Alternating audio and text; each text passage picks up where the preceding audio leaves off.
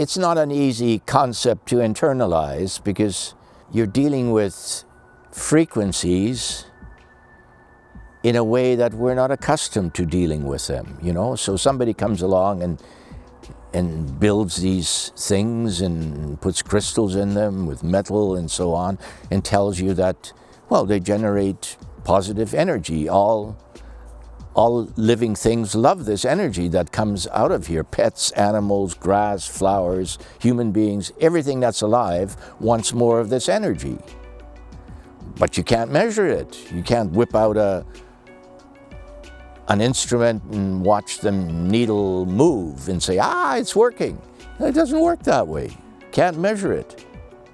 But fortunately, people who are more spiritually evolved and more in tune with their intuition, with their body, and the use of pendulums, can measure this quite accurately. But the hardcore scientists, they want to poo-poo this idea, you see.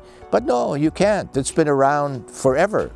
The primitive shamans in the jungles have been using this energy and this intuition for thousands of years, you know. They're still using it today in a good way. We're just learning from the shamans, you know, and that's why people want to go to the Amazon jungle and want to go to primitive places and, you know, and do ayahuasca and have that trip and have Gaia come to you and show you the other side. Wow. And once they have that experience, it just opens their mind to possibilities they've never considered before, you see.